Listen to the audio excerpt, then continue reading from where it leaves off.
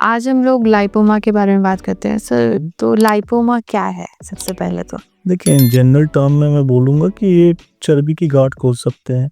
It's a benign tumour जहाँ के हमारे फैट सेल्स होते हैं वो एक जगह एक्युमुलेट हो जाते हैं और एक गोल सा ट्यूमर बना देते हैं जिसको हम लाइपोमा कहते हैं। तो सर ये मल्टीपल होते हैं या एक होता है? देखिए, डिपेंड करता है, सिंगल हो सकता है, मल्टीपल हो सकता है, लाइक 10 हो सकता है, किसी में 100 हो सकते हैं। अच्छा, तो ओके। ये तो बहुत ही मतलब डिफरेंट पर्सन में नंबर वेरिएंट हो सकता है। और सर ये क्या किसी को भी हो सकता है? लाइपोमा किसी को भी हो सकता है, बिल्कुल हो सकता है। इसमें कोई पर्टिकुलर ये नहीं होता कि इसको नहीं होगा या इसको होगा। हाँ, कुछ चीज़ें हैं जैसे कि मेल्स में ज़्यादा होता है एज कम्पेयर टू फीमेल्स। आप देखेंगे तो मेल्स में बहुत ज़्यादा है as compare to female. And multiple lipoma भी जनरली मेल्स में ज़्यादा होते हैं एंड किसी भी एज ग्रुप को हो सकता है। बट इन जनरल आप नोटिस करोगे तो 25 to 45 वाला जो एज ग्रुप है उसमें ज़्यादा चांसेस है होने के। और सर एनी पर्टिकुलर एरिया शरीर के जहाँ ये होता है या कहीं पे भी हो सकता है? क्योंकि जहाँ भी फैट सेल्स है वहाँ पे लाइपोमा हो सकता है और फैट सेल्स हमारे पूरे शरीर में तो कहीं पे भी हो सकता है।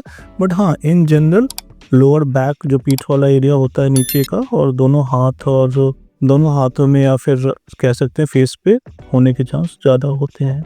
अच्छा, और सर इसको डायग्नोस करने के लिए क्या हमें सीटी स्कैन या अल्ट्रासाउंड या एमआरआई कराना पड़ता है? देखिए, लाइपोमा एक क्लिनिकल डायग्नोसिस है जहाँ पे आपका डॉक्टर आपको देखता है एंड एग्जामिन करता है उसको एंड डिटेल एग्जामिनेशन से हमें पता चल जाता है कि ये लाइपोमा है। कुछ और चीज़ों की ज़रूरत नहीं होती है इन जनरल। हाँ, बट कुछ केसेस हैं जैसे कि जाइंट लाइपोमा है जिसका साइज 10 सेंटीमीटर से ज़्यादा है कि बहुत बड़ा है, तो उसमें या फिर कुछ ऐसे अंदर भी होते हैं लाइपोमा। जरूरी नहीं है कि जो आपको दिख रहा है वहीं पे अंदर भी हाँ, जैसे गले में फूड पाइप है उसके साथ में हो गया, पेट के अंदर हो गया, बहुत ज़्यादा अंदर है, तो उन चीज़ों में हमें कई बार अल्ट्रासाउंड या सीटी स्कैन की ज़रूरत पड़ती है। बट जनरली हमें नहीं पड़ती। नहीं, जनरली हमें नहीं पड़ती। अगर जो जनरल मेजॉरिटी ऑफ केस जो लाइपोमा जो देखते हैं वो हम क्लिनिकल एग्जामिनेशन से डायग्नोस कर सकते हैं। तो सर एक और चीज़ मैं जानना चाहूँगी कि गांठ देख के लोग डर जाते हैं कि कैंसर मुझे हो गया या क्या हो गया, तो ये कैंसरस होता है? देखिए, इन जनरल इन 99.99% ये कैंसर नहीं होता, इससे कोई नुकसान भी नहीं होता, आप छोड़ सकते हो। तो इन जनरल में कहूँ कि हाँ, नेग्लिजिबल है टेंडेंसी कि वो चीज़ है कि कैंसर हो। ओके, और सर ट्रीटमेंट ऑप्शंस क्या क्या है इसके लिए? देखिए, मैं आपको बताना चाहूँगा कि इसका जो मेन ट्रीटमेंट ऑप्शंस है ये सर्जरी। मेरे पास बहुत से लोग आते हैं जो कि साल 2 साल 3 साल से आयुर्वेदिक दवाई खा रहे हैं, होम्योपैथ खा रहे हैं कि ये गल जाएगा और कहते हैं कोई दवाई बता दो जिससे कि ये ठीक हो जाए। तो मैं आपको क्लियरली बोलना चाहूँगा कि कोई ऐसी दवाई नहीं है जिससे कि ये आप हटा सकते हो या कम कर सकते हो। तो only treatment option is surgery. उसमें भी डिपेंड करता है, अगर छोटा लाइपोमा है बहुत तो पंच होल टेक्निक से बहुत छोटा सा हम ये लगाते हैं जो कि स्कार नेग्लिजिबल होता है, नहीं दिखता, तो हम वैसे निकाल सकते हैं। बट उसकी भी लिमिटेशंस है कि 3 से 4 सेंटीमीटर का जो लाइपोमा है वही हम वैसे निकाल सकते हैं। जो बड़े लाइपोमा है बेस्ट ट्रीटमेंट है कि उसमें हम इंसिजन चीरा लगा के उसको निकालें और अच्छे से हम क्लोज करें कि स्कार मिनिमम हो। अच्छा, मतलब सर्जरी ही मेजर, क्योंकि लोग इधर उधर घूमते हैं कभी ऑल्टरनेट मेडिसिन के लिए। नहीं, वो सब नहीं, तो ऐसा कुछ नहीं है कि दवाई से नहीं होता ये ठीक? नहीं, को बहुत एक्सटेंसिव है और बहुत बड़ा है तो कई बार हम लाइपोसक्शन से भी करते हैं कि उससे भी हम निकाल सकते हैं, जो कि बहुत छोटा सा होल करके निकाल सकते हैं। बट उसके भी अपने लिमिटेशंस हैं, जैसे रिकरेंस के चांस उसमें ज़्यादा होते हैं as compare to right sir. Surgical excision. और स्कार्स विजिबल रहते हैं इसके सर्जरी के बाद? देखिए, विजिबल इनफैक्ट शुरू में रहते हैं बट विद टाइम फेड होते जाते हैं और वो डिपेंड करता है कि कितना बड़ा लाइपोमा हमने निकाला है, कहाँ से निकाला है, तो मल्टीपल फैक्टर्स है स्कार के लिए।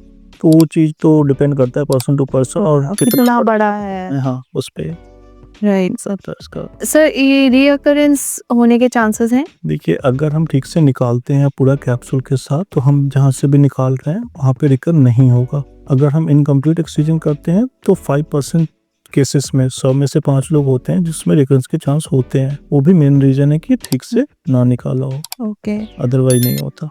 And sir finally post operative क्या केयर हमें लेना है?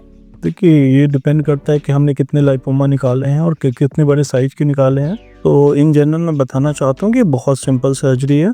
पोस्ट ऑपरेटिव अगर आप 10-12 भी लाइपोमा हैं सुपरफिशियल आप आते हो, आप खुद ड्राइव करके आ सकते हो, निकाल के 1-2 घंटे बाद आप खुद ड्राइव करके जा सकते हो, तो कोई इशू नहीं है ऐसा। It's a very safe surgery and बाकी it's depend person to person, सबका अपना पेन थ्रेशोल्ड है, अपनी लिमिटेशंस है, कुछ और बीमारी तो नहीं है, कैसे है, तो वो सब चीज़ें देख के फिर बट ओवरऑल कुछ स्पेशल केयर की ज़रूरत नहीं होती। स्पेशल केयर की ज़रूरत नहीं होती। अच्छा डॉक्टर नीरज ये बताइए कि प्लास्टिक सर्जरी तो हर कोई कराना चाहता है लेकिन डरता है कि बहुत एक्सपेंसिव है क्योंकि सुंदर तो हर एक को दिखना है, और क्या ये इंश्योरेंस कवर करती है सर्जरीज? देखिए, मैं पहली बात तो बताना चाहूँगा कि प्लास्टिक सर्जरी दुनिया में डेफ़िनेटली एक्सपेंसिव है, बट फिर भी इंडिया में बहुत ही रीज़नेबल रेट्स पे अवेलेबल है। बहुत सी सर्जरी हैं जो कि बहुत ही लो कॉस्ट पे होती है, जो बाहर जिस रेट पे होती है उसका 10% आप कह सकते हैं, अच्छा, इतना उतना कॉस्ट का फ़र्क है। सेकंड जो इम्पोर्टेंट थिंग है ना, लोग प्लास्टिक सर्जरी को कोरिलेट कर लेते हैं कॉस्मेटिक सर्जरी से। हाँ, right. Plastic surgery is not only about cosmetic surgery. Okay. Cosmetic surgery नहीं होती इंश्योरेंस में कवर, बट बहुत सी सर्जरीज हैं।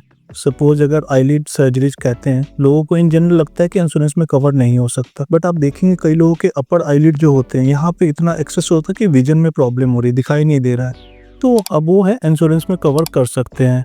सपोज लाइपोमा नहीं होता कवर्ड, बट अगर बड़ा लाइपोमा है जिससे उसको डिस्कम्फर्ट हो रहा है या कुछ ऐसा हो रहा है तो डेफिनेटली वो इंश्योरेंस में कवर होगा।